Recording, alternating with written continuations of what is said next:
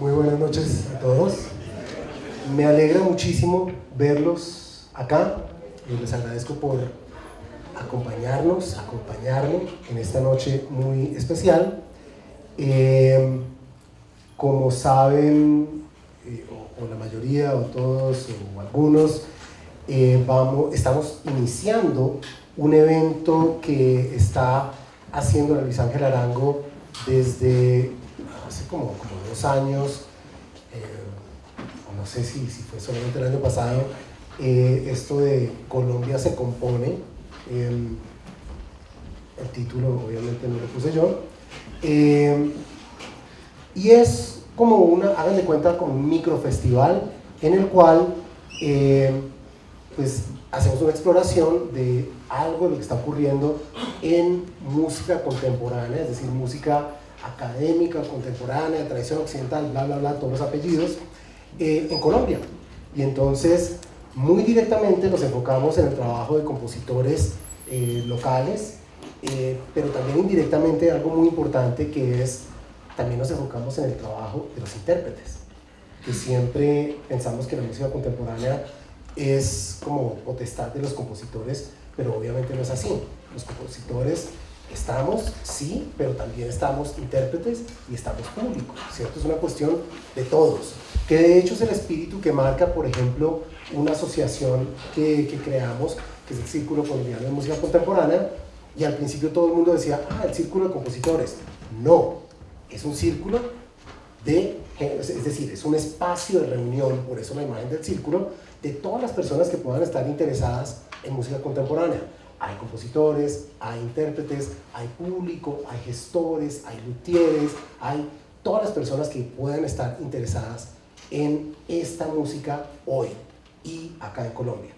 Entonces, eventos como sea este concierto, o sea, por ejemplo, todas las 2 semanas de eventos que habrá, pues en realidad representan no solamente el trabajo de los compositores, sino algo que tenemos que valorar mucho, y es, por ejemplo, el trabajo de los intérpretes, que podrían estar tocando característicamente, no sé, Bach, Mozart, etcétera, etcétera, pero escogen con frecuencia, casi que en rebeldía a su proceso de formación, escogen hacer la música de su momento y en gran medida de su entorno, y eso es algo muy valioso y muy valiente que hay que destacar. Bueno, esta noche en particular vamos a hacer 2 cosas. Uno es pues un concierto monográfico, es decir, un concierto con piezas compuestas por un solo compositor, en este caso yo, pero además es retrospectivo, es decir, las piezas seleccionadas, que son solamente 4 piezas, no crean que por eso va a ser corto el concierto, lo siento mucho, pero siempre se crecen las piezas, entonces va a ser un concierto normalmente larguito, pero son solo 4 piezas, 2 en la primera parte, 2 en la segunda parte, y con esas 4 piezas estamos resumiendo 20 años de composición. Claro, un resumen muy burdo, pero finalmente 20 años de composición. También esta noche estamos lanzando un disco que es igualmente monográfico, composiciones mías, es también retrospectivo, un poquito más amplio. Ese va desde una pieza que fue mi pieza principal de grado cuando estaba terminando la universidad, entonces 1995, cuando algunos ni siquiera habían sido concebidos, y la última es del año pasado, de 2018. Entonces ese cubre un poco más de tiempo, pero es la misma idea, un retrato de un compositor, como dice el nombre del ciclo, y con vistazos a algunas piezas que más o menos estén esparcidas a lo largo de esos 22 años o lo que sea. Una cuestión interesante que tratamos de hacer y logramos hacer es que las piezas no se repitan, es decir, el disco que estamos lanzando, que tiene 6 piezas, son 6 piezas diferentes a las 4 que escucharemos en el concierto. Parecía un poquito aburrido el tener pues, las mismas piezas en el concierto y en el disco. Entonces logramos una especie de relación dialéctica ahí entre disco y concierto, El disco, por cierto, va a estar a la venta en el intermedio y al final, con precio de lanzamiento, precio muy especial, 20.000 pesos, cómprelo ya, viene la Navidad, etc. Hay que estar preparados. Pero además, vamos a estar también vendiendo otros 4 discos que tienen que ver de diferentes maneras con el programa del concierto. Por una parte, estarán a la venta 2 discos del ensamble CG, porque la casi totalidad de los intérpretes que estarán participando en el concierto de hoy hacen parte del ensamble CG, que es un colectivo de intérpretes que entran y salen de escena. Luca Gardani alguna vez decía que era como una constelación de músicos al servicio militante por la música contemporánea en nuestro país. Entonces, pues ya que no dice en el programa que es ensamble CG, pero dejémonos de cuentos, es ensamble CG, entonces bueno, estarán a la venta los 2 discos del ensamble CG. El primero, que es uno rojito, es un disco sencillo con un repertorio latinoamericano muy variado, y el segundo, que es un disco doble, es en vivo y tiene el primer disco, me dan ganas de decir el lado A, pero bueno, el primer disco es de música de compositores colombianos, de música contemporánea, y el segundo disco, que evidentemente también es en vivo, es en realidad rock improvisado, libremente improvisado, por algunos de los miembros del ensamble CG. Entonces ahí estamos como en 2 facetas, varios de nosotros. Esos son 2 de los discos. El tercero es un disco solista de Beatriz Elena Martínez, a quien escucharemos cerrando la primera mitad del concierto como solista. Entonces, ya que está ella como solista en el concierto, pues bueno, y ya la escucharán, quienes no la conozcan pues van a quedar enamorados, lo siento, no tienen opción, van a quedar flechados. Entonces salen de una y ¡tim!, compran el disco de Beatriz, que es un disco solista con una selección mínima de piezas que muchos compositores colombianos hemos compuesto para ella. Ha sido en realidad un volcán. Beatriz ha puesto a componer a varias generaciones de compositores. La última vez que hicimos cuentas, creo que íbamos ya por 60 obras que han sido compuestas para ella. Ahí tenemos una selección mínima.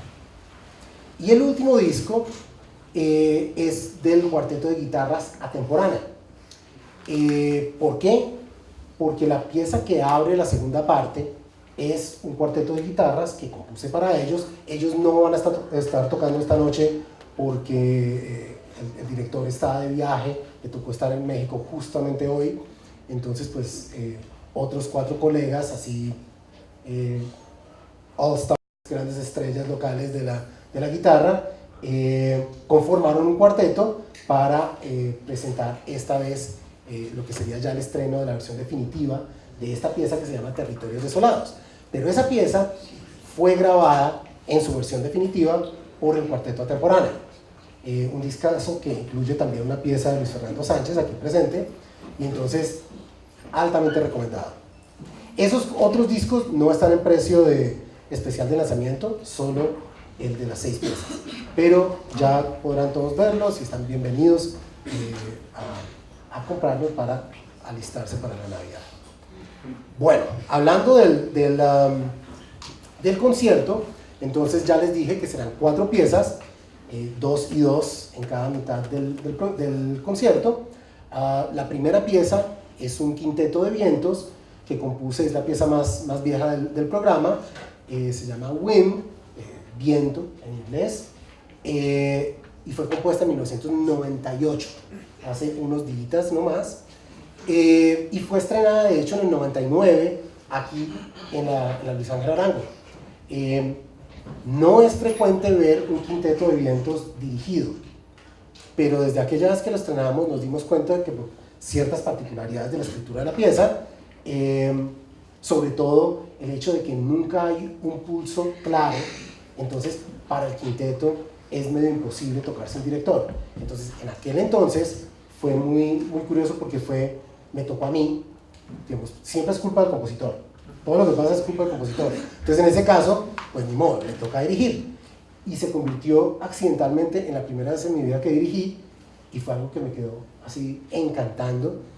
y sin haberlo planeado, estos últimos 20 años he dirigido constantemente y fue gracias a esa pieza. Hoy estará dirigiendo un querido amigo, director propiamente dicho, Juan Carlos Rivas. La segunda pieza es la pieza que les digo, en la cual canta Beatriz Elena Martínez, se llama Loas, Luciano Berio y Memoria. Es una pieza para voz y electrónica. Cuando lleguen a la sala y vean que hay un par de parlantes al revés, no se angustien, no es que se nos olvidó ponerlos al derecho, es para que la proyección del sonido dialogue más con la acústica de la sala, porque esta sala es espectacularmente bella en términos de cómo suena, en términos de todo, pero el sonido de esta sala en realidad es algo icónico. Entonces prefiero que en la medida de lo posible eso que hice en el soporte fijo, lo que antes llamábamos cinta, pues en realidad pase por el filtro de la sala, se coloree de esa maravilla sonoridad que tiene la sala de conciertos de la Luis Ángel Arango. Entonces por eso están así los parlantes. Y allá verán y escucharán a Beatriz en escena. Entonces, esa es la primera parte. La segunda parte es esta pieza que les digo para cuarteto de guitarras, Territorios Desolados. Ahí están las notas de programa, también me tocó a mí escribirlas, entonces pues no tiene mucho sentido ponerme a hablar acerca de ellas cuando ahí tienen el programa. Solamente diré que hay una cosa que me parece importantísima de esa pieza, que no tiene que ver conmigo. Sería muy arrogante decir, es importantísimo porque yo hice no sé qué. No, no es eso. Es porque se logró una situación que hemos estado tratando de argumentarle, por ejemplo, a los entes gubernamentales desde hace años, y es cómo lograr que los proyectos sean redondos, sean completos e involucren a todos, a toda la comunidad interesada en esta música. Entonces, gracias a la Universidad Distrital, logramos un apoyo económico, una beca de creación, en la cual apoyaron un equipo, no solamente a un compositor, sino un equipo de compositor-intérpretes. Entonces, el proyecto lo pasamos con el cuarteto de guitarras atemporánea y la financiación que brindó la universidad fue en realidad una financiación para eso, para una acción en equipo entre compositor e intérpretes. Y luego, los de atemporánea lograron un segundo apoyo del Ministerio de Cultura para grabar y publicar el disco. Entonces, ahí que tenemos, que todo el proceso está cumplido. Y al final podemos ver que se le brindó un apoyo al compositor para componer, al intérprete para interpretar y para grabar, y al público para poder escuchar cuando quiera la producción discográfica. Eso es lo que deberían ser nuestras becas de creación. Desafortunadamente, el Ministerio de Cultura es imposible que escuchen, imposible que entiendan, entonces hasta el momento ha sido básicamente hablar contra una pared, el plantearles esto. Pero yo creo que a la larga se darán cuenta de que eso es la manera de poder lograr sacarle el máximo de jugo a la inversión que todos nosotros pagando impuestos hacemos. Porque entonces ya al final del día, bueno, al final de 2 años, pero metafóricamente al final del día, pues ya tuvimos una creación, una interpretación y registros.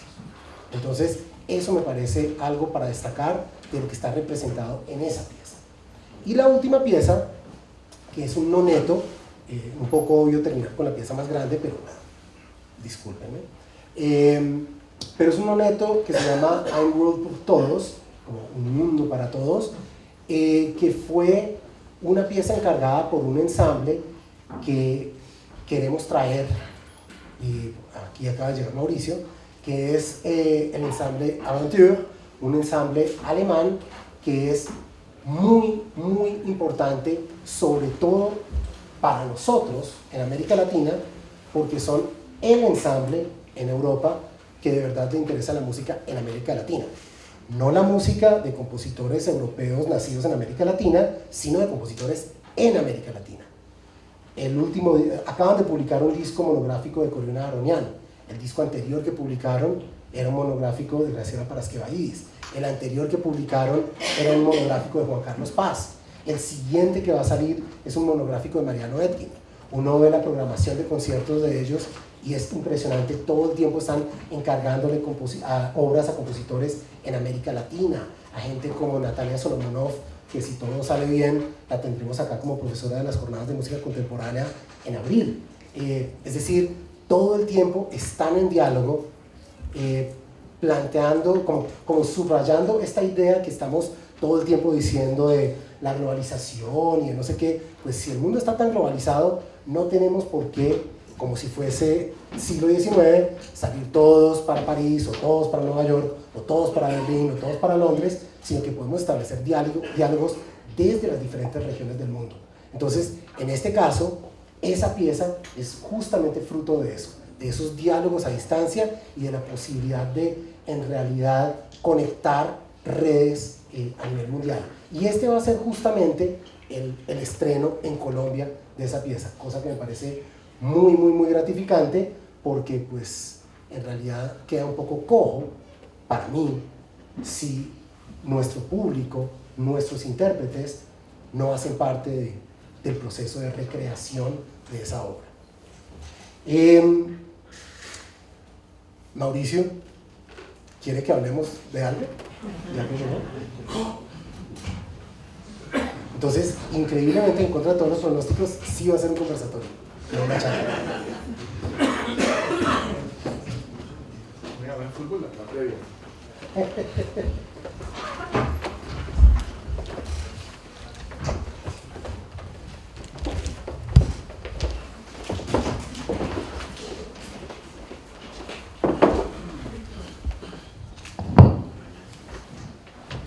Bueno, bienvenidos, es un placer tenerlos acá, tener a Rodolfo. Mañana va a ser la verdad, mañana a las 6 de la tarde tenemos la entrevista larga y mejor preparada que la de hoy.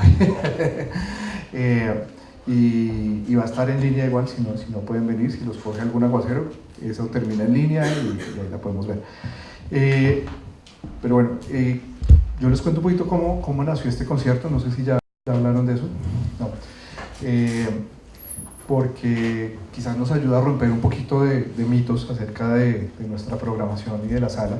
A veces esto se ve un poco hermético, piramidal, el castillo que es infranqueable, y básicamente Rodolfo creo que nos mandó un correo o una carta escrita diciendo: quiero sacar un disco el próximo año, me encantaría sacarlo en la sala y hacer el concierto allá. ¿Se puede? Y dijimos sí se puede, ya, punto. Obviamente, pues Rodolfo tiene un recorrido importante, sabemos quién es, trabajamos todo el tiempo con él, pues su música la conocemos, y eso pues obviamente hace que sea el diálogo mucho más fácil, pero este espacio, dicho esto, también dio paso a que esta franja que se denomina o denominamos Colombia se compone, la estemos pensando mucho más amplia de cómo nació el año pasado. El año pasado nació como un espacio para presentar 3 discos que estábamos lanzando el año pasado, uno con música de Francisco Sumaqué, otro con música de Johan Hasler, que nos acompaña hoy acá, y otro con obras que encargamos a los compositores Juan Antonio Cuellar, Jesús Pinzón y Diego Vega. Este año, un poco por lo que pasó con este concierto, que dijimos, pero pues este concierto, si bien no es de nuestras producciones discográficas, no es, pues es parte también de una labor de composición que es de lo que hacemos nosotros mismos. Entonces hagámoslo parte de Colombia se compone, y Colombia se compone se vuelve a partir de este espacio, de este año, perdón, un espacio que no solo recibe, presenta las cosas que hace el banco, sino que busca también presentar las cosas que pasan por fuera del banco. Entonces, como un abrebocas también, noticia para usted, creo. El próximo año tenemos concierto de Mauricio Arias, que grabó un disco aquí en la sala. Es un disco con obras de él y obras de otros compositores, algunas de las que él ha encargado, obras para piano. Mauricio es pianista y compositor. Tendremos un concierto con música de James Díaz. James Díaz es un muy joven compositor que está estudiando en Estados Unidos en este momento, estudió su maestría financiado por el Banco de la República. Entonces este concierto es como su bienvenida a casa y como una muestra de esta inversión que ha hecho el banco enviando a alguien a estudiar en el exterior. y esperamos que sigan surgiendo proyectos así. Entonces no se cohíban los compositores en proponer cosas locas. A veces nos demoramos en llegar, pero llegamos. Entonces, bueno, con todo ese abrebocas gigantesco, quería preguntarle, Rodolfo, ¿cómo? Porque el disco que sale hoy no incluye las obras que están en el programa. Entonces, ¿es por el formato? ¿Es simplemente como por tener una amplitud de repertorio? ¿O hay alguna otra razón? Es porque más música, más rico. Música es lo que hay, y lo digo pues en todo sentido. Por ejemplo, con el Sample SG llevamos como 3 años haciendo en promedio conciertos mensuales, y normalmente cada concierto es repertorio nuevo, porque hay tanta música por hacer. Pero incluso puede ser una cuestión individual, es decir, el primer paso para armar el repertorio del disco fue ir a mirar el catálogo de obras y decidir qué se puede y qué valdría la pena incluir en un disco. Eso significó pues filtrar un catálogo de más de 80 obras. Entonces, si hay más de 80 obras y hay una cantidad de intérpretes que tocan esa música que he compuesto y que quieren presentarla más, pues ¿para qué limitarlos? ¿Para qué montar un repertorio y replicarlo en el concierto?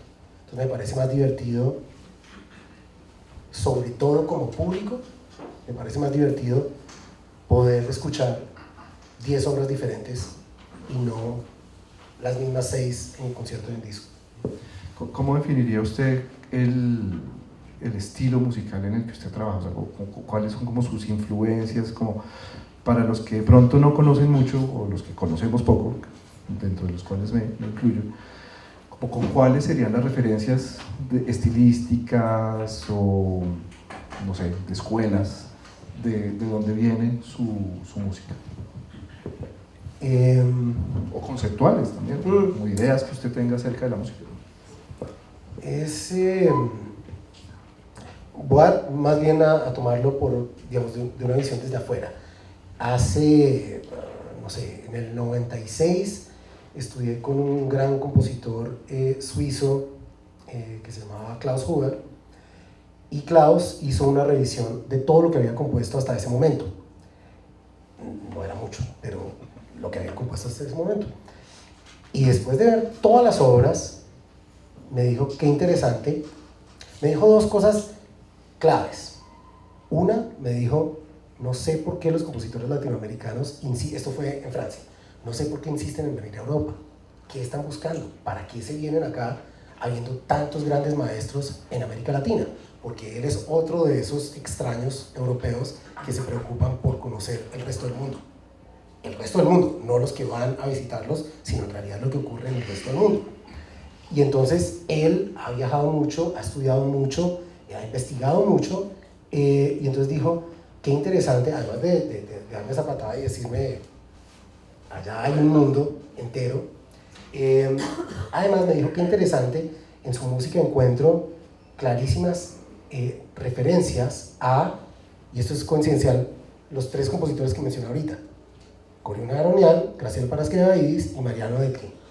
Hay una cuestión del manejo del tiempo, del manejo de la relación entre sonido, resonancia y silencio, que lo relaciono con esos 3 grandes maestros suramericanos. Para mí fue una vergüenza pues tener que pedirle que me anotara los nombres, porque no los conocía. Claro, habla mal de nuestra formación, ¿cierto? De qué es lo que estamos estudiando en nuestras universidades si no conocemos nuestros compositores. Pero ni modo, me anotó los nombres, y después cuando regresé me puse a buscarlos, y efectivamente tuve una sensación muy rara, guardadas, digamos, las proporciones, pero cuando escuché primeras piezas de ellos, tuve la sensación, por ejemplo, con una pieza electroacústica de Coriún, yo podría haber compuesto eso, o podría llegar a componer eso. O sea, me sentía tan identificado, o por ejemplo con la primera pieza que escuché de Graciela, una pieza para piano que se llama Un lado, otro lado, yo podría haber compuesto eso. De pronto no técnicamente y sobre todo no en ese momento, pero me sentía tan conectado. Entonces, en realidad fue una cosa muy linda porque no era necesariamente de pronto la influencia de esos compositores sobre mí, sino que de pronto había algo o hay algo en el entorno que a todos nos afecta y que se refleja en la música que hacemos, sin poses digamos, de nacionalismos o regionalismos obvios, ¿cierto? No es porque haya, no sé, sea un vallenato o una cosa así, no, hay otras cosas más abstractas de esa relación entre el sonido y el tiempo. Ya después, cuando usted entra en contacto con Graciela, con Corión, ¿cuáles fueron esos puntos? ¿Dónde está ese aspecto común? ¿En qué se encontraban? Curiosamente, no fue una idea de cercanías ni técnicas ni estéticas, sino más bien cuestiones éticas, cuestiones de la relación entre la música y el entorno, entre toda la idea de la música en el aquí y ahora, la música en la sociedad. Eso fue tal vez lo que más resonó entre nosotros. Vemos que, repito, técnicamente, estéticamente, pues las diferencias son, creería yo, abismales, y eso se reflejaba en las discusiones que teníamos, que eran enfrentamientos fuertes. Pero sí, sobre todo fue una cuestión que se dio más por una especie de ética de la creación musical. ¿Cómo se ve reflejada esa ética en las obras que vamos a escuchar hoy? Y las de hoy son obras de qué años, como para repasar un poco. La primera, Wind, es de 1998. La segunda, Loas, es de 2003-2004. La tercera, Territorios Desolados, es 2016-2017. Y la cuarta, Amour pour Todos, es 2011-2012, creo que es la cosa. Un buen rango ahí de 20 años. Sí, exactamente. Y más, no todo simétrico, pero más o menos. Bloques como de 5 o 7 años entre una y otra. Creo que de pronto hay cuestiones por ejemplo, en el Quinteto de Vientos hay una relación de aparente inactividad y mucha actividad que tiene que ver con la escucha de donde la compuse, que fue Ciudad de México. Y de hecho me pasó algo que, como no comento en las notas, pues lo digo ahorita, me tocó componer la pieza 3 veces, porque se me embolataba. Porque componer es chévere, componer es divertidísimo.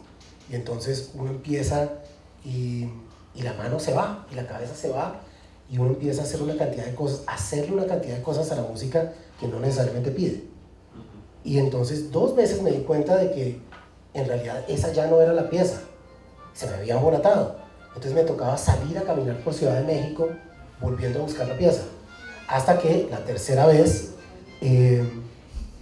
pues ya la logré. Ese la logré es básicamente quitarle mucha actividad a la pieza. Pero es interesante porque ¿qué es lo que se va? ¿Se va uno como compositor, pues, ustedes como compositores, o se va la pieza? O sea, la pieza cobra una vida propia que el compositor busca restringir y enmarcar más por una decisión propia del creador. Yo soy uno de esos compositores que tiene la sensación, esto es muy común entre compositores, entre escultores, sobre todo entre escultores, entre talladores de gemas, y es la sensación de que la obra ya existe, o la estructura de la piedra preciosa ya existe. Uno lo que hace es revelarla, limpiarla, quitarle todo lo que sobra y mostrarla tal cual ella ya es. Entonces, lo que pasa en eso que estaba escribiendo es que uno como compositor, con su ego y con técnicas que conoce y ganas de hacer cosas, pues uno se desboca y uno empieza a hacerle cosas a la música que no necesariamente son la pieza misma, sino es uno imponiéndose a la pieza. Y pues yo creo que uno como compositor tiene que respetar la música. No es Mi posición es que la pieza no es como una exhibición de quién soy yo, sino que mi trabajo es ayudar a socializar una pieza. Entonces, ¿cómo llega una pieza en bruto? ¿Cómo llega a usted una pieza en bruto que tiene que empezar a trabajar? De muchas maneras. No voy a decir que cada pieza es diferente, totalmente diferente, no, hay tipos de experiencias. Entonces, por ejemplo, en algunos casos es una idea sonora, en otros casos es una relación física con el instrumento.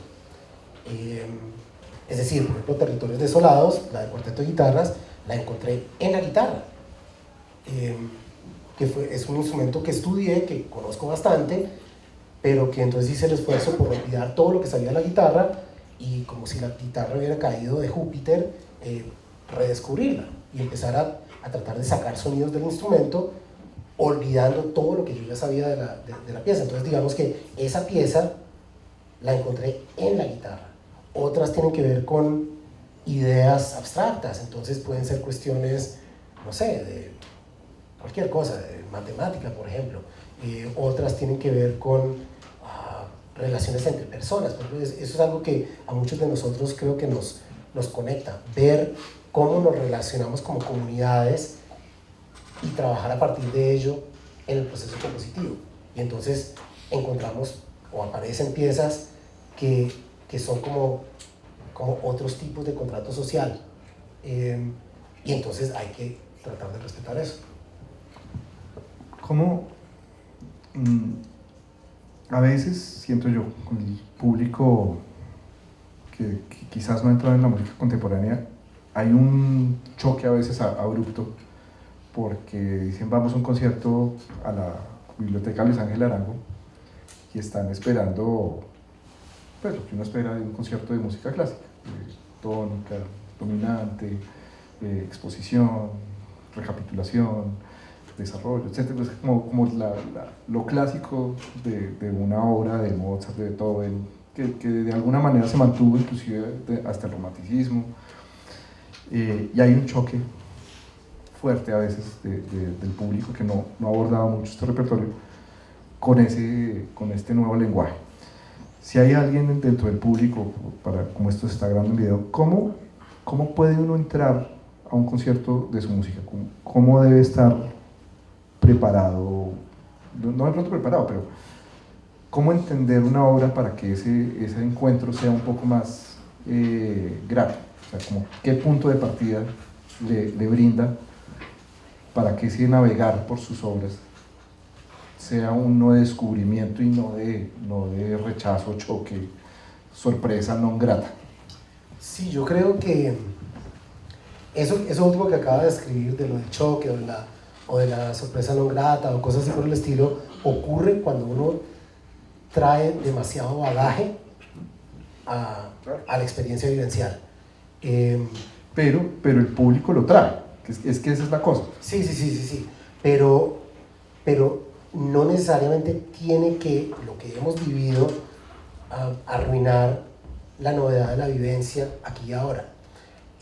Puede servirnos para diferentes tipos de referencias, es decir, uno puede, no sé, entender muchas cosas acerca de un atardecer, pero cada uno es diferente y gozarlo implica tomarse el tiempo, no creer que uno ya sabe que es un atardecer.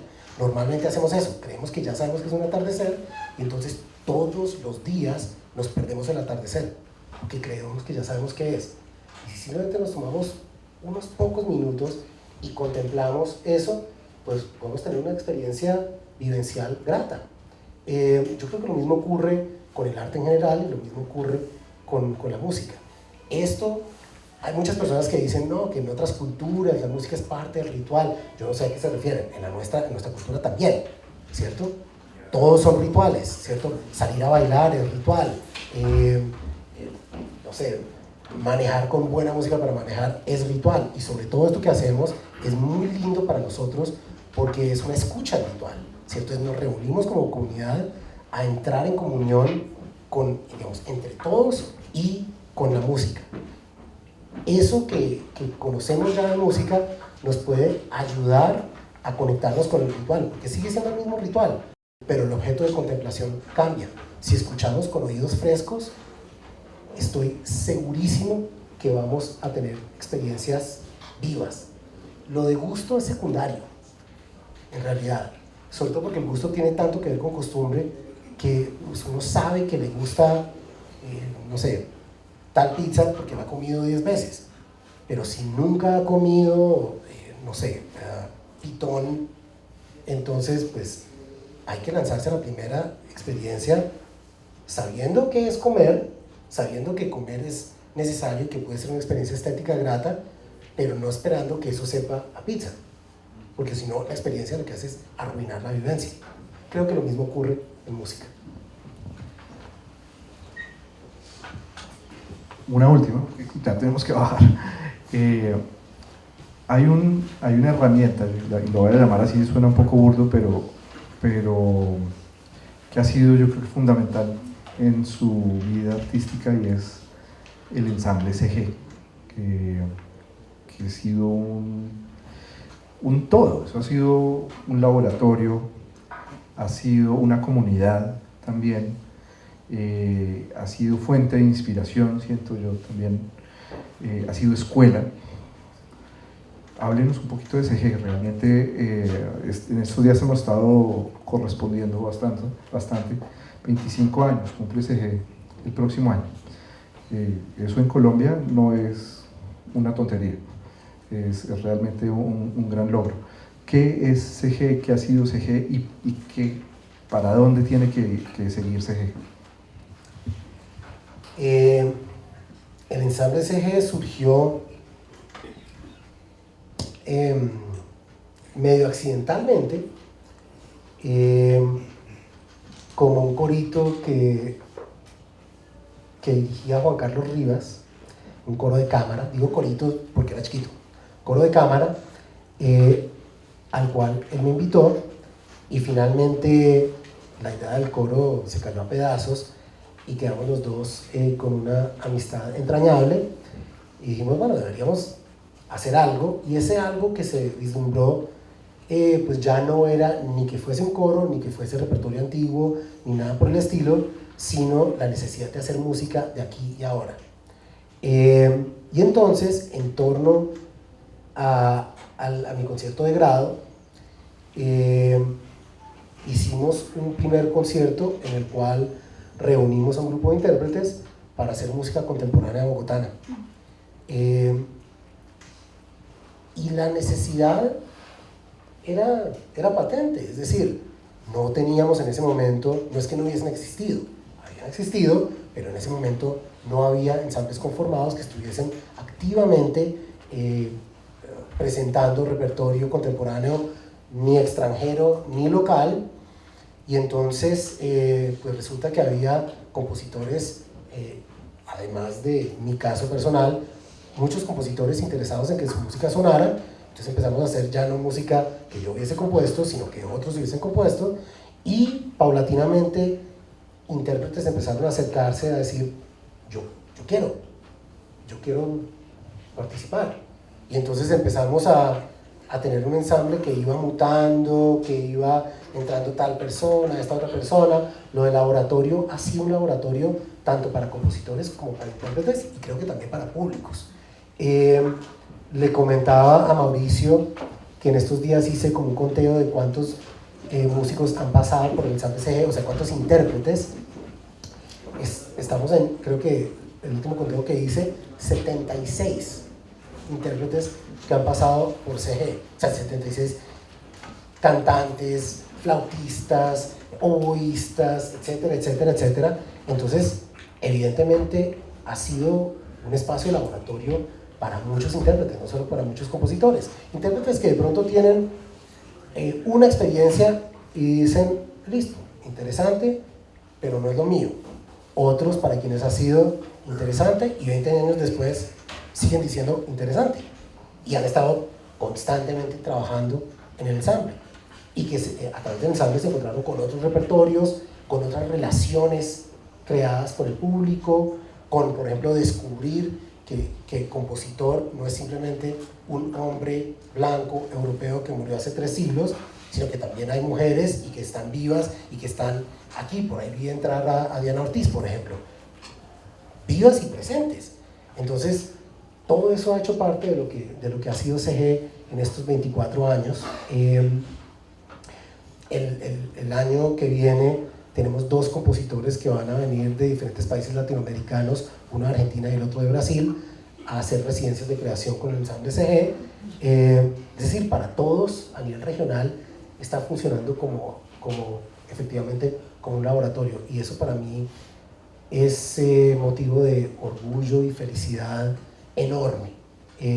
La cantidad de compositores jóvenes con quienes hemos trabajado ha sido incalculable, y creo que eso es un sueño hecho realidad para cualquier intérprete, ¿cierto? Sentir que le es útil a su entorno es realmente un regalo de la vida. Muy bien, tenemos que terminar, pero Rodolfo, felicitaciones por toda esta trayectoria, por el disco que sale y por este concierto. Gracias. Muchas gracias.